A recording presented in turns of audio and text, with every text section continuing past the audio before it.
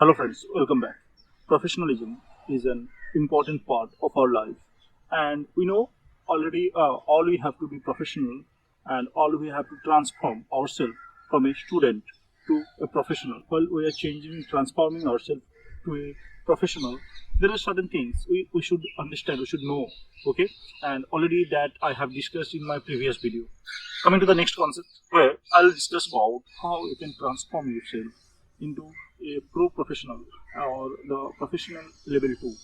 We should work on these 8 important aspects of our life, of our professional life. Okay, so let's understand all these things. First of all, you have to work, you have to continuously work on concept development. Concept development is a very essential tool for a professional, because see, in your field you are also working, your co-workers, your colleagues, your friends are also working together, but you don't know how to create your own uniqueness. You should create through a concept. You'll generate a concept and you'll work on it. First of all, you have to keep thinking. You have to make friends with positive mindset people who are always encouraging you to do something better, something big. Okay?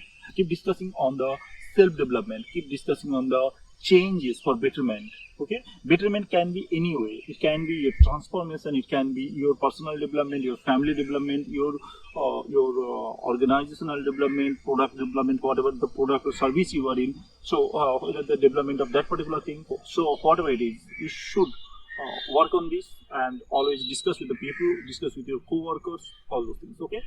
Another important fact is study and work on problem solving skill. There are several problems in your working life or in your business. So you have to work on how you can resolve the problem and whether that particular solution can be implemented in your work area. If it is, then go for it. Okay. So these are few tips on concept development. There are several other tips. There are several other concepts, or there are several way of management. Okay, so that I'll discuss in a different video and different conceptual video. Okay, let's discuss the second point: collaborative approach. We have to adapt the collaborative approach. Think on the ultimate goal of the project. Once you'll be able to understand that you are doing the work of ultimate goal, then you will be able to give your 100% into it. As a leader, you should develop an entrepreneurial skills within the department, within the group, within your team members. Once entrepreneurial skills will be developed, entrepreneurial approach will be developed, so you will own your job, you will own your total project activities, total job activities, or organization service providing activities. Now coming to next point, you are putting all your efforts, and do you know, as you are putting your effort, other stakeholders are also putting their all effort to get the job done. So consider them as equal contributor as you are. So once you will be able to consider them as equal contributor, you will be able to understand their pain, their demand, their needs, or if needed, you can help them also. So collaborative approach is very much essential to become a successful professional. Next, let's understand the next point. Analyze some basic attribute about yourself. What are all those?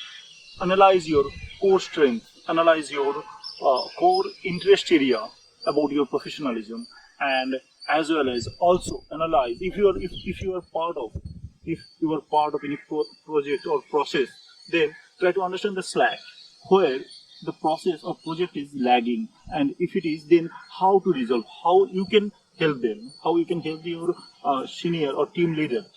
Okay, now if you are a part of service or product, try to understand or analyze the quality and how you can improve that. Try to understand your productivity and product in the productivity, what are all those changes you can do, how you can optimize this, how you can utilize the digitalization into this. Okay, so once you'll be able to understand these facts, you'll be able to analyze your productivity, as well as you can improve your expertise or professionalism towards excellence. As a professional, you should have visualization, because visualization is an important tool of any professional. Now let's discuss about it. Try to understand your customer's need, or try to understand what is the future need of your customer. Once you will be able to understand the future need, you will be able to visualize how you can improve your product, how you can improve your service, how you can approach to the customer, how you can show or how you can generate the business lead. Okay, it is not only your organization who do the business. Actually, organization does the business through you. If you will know customer, then you will able to understand how to manage them. Try to know the important facts of marketplace, the future demand of the marketplace, or where are the loopholes, and you will be able to get the business lead, or at least once your organization will get the business lead through you, you will be able to get the respect from your seniors, from your team leaders. There are two important facts. One is stepping fast or fast moving. First time, if you are generating a thought process, you should discuss with your boss, you should discuss with the community or forum at the beginning. Then what will happen? People will recognize you and create an entry barrier. You will be able to, if you will be able to creating an entry barrier, what will happen? Other people will not be in the position to beat you towards the activity, quality, design, product, uniqueness, whatever it is. But you have to create an entry barrier. Not only this, also one important fact is you have to train yourself to cope up with the new age generation people, because once you will be able to cope up with the new age generation, you will be able to understand their needs, their demand. Okay, then you will be able to produce the product, produce the service, or you can supply their demands. Like for a student, it is very much essential to have communication skill. It is very much essential for a professional to have influencing skill too. Influencing skill is always needed for several factors.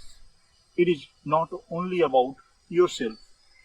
Try to understand, if you will be able to influence your boss, if you will be able to influence your colleagues, your customer, what else you need? You can do anything. You can influence your organization to do something better. But what would be the influencing skill? How you can generate? See, try to understand. To become an influencer, you have to become expert in particular activities. Once you become that, then you should prove yourself first that whatever you are trying to discuss, that is very much perfect and that is beneficial to the organization or to the team. If it is, then approach with your boss. And there are several other things when maybe it is not related to your job, but there are other things to the public influencing. Always meet and greet with your colleagues without any purpose. Because once purpose will come, you will meet, and that time they will understand that you are just a selfish. So better to create always the connection with a smile while discussing with your colleagues, with your boss, with your team members. So be confident enough, because once you can show your confidence, people will understand that you know the fact, and you will be able to handle this situation, or whatever you are saying, that is 100% true. Showing your smiling and confident face will always help you to influence the people. Whatever the theory or presentation you are giving, you should give with the particular proofs, calculation, and the evidence. What will happen with that? The people will think whatever you are saying, it is correct, and as well as in the future, without any bias, people will accept your points. These are few important facts on influencing skills. Once you are professional, you should know how to outsource the activities. Why you should outsource? Because you may not have the time, may not have the resource, skill, or the particular requirement, maybe directly you can't fulfill. So in that case, you should outsource the activity to somebody else. Once you are outsourcing it, you should know what to do, what you should not do, because you should have the idea about the resource, time, and the process.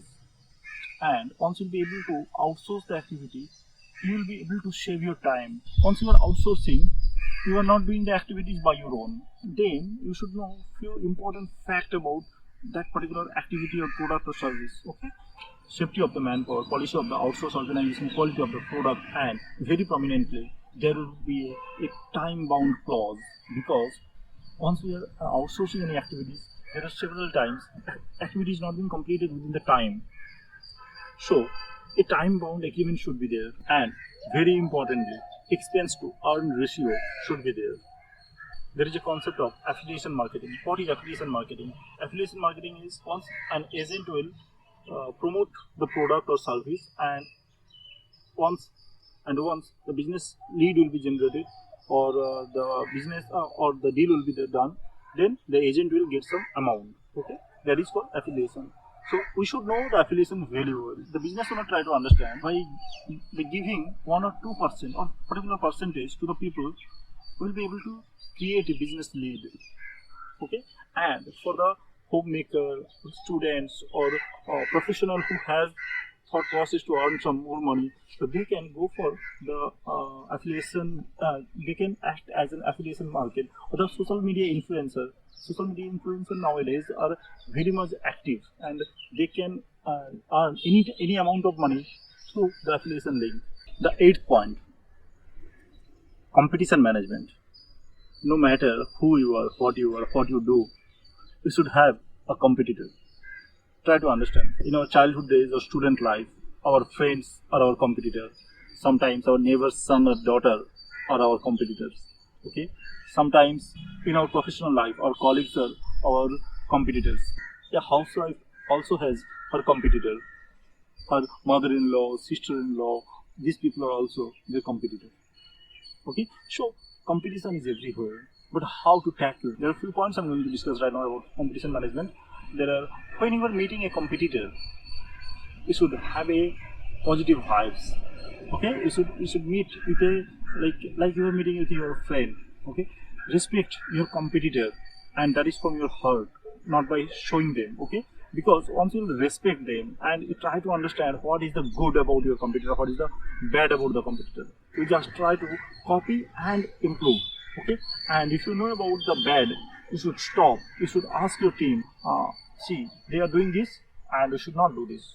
Okay, it is one of the most important fact about competition management is develop your own niche, own specialty, own special skill. Once you'll be able to develop that, you will be able to manage any kind of situation. And once you are in competition, you should know there are several people watching you. Public is watching you. So, as a competitor, what we should do, we should be a part of public to understand the public sentiment, because of any kind of competition, whether it is silent competition or violent competition, there should be several people watching you.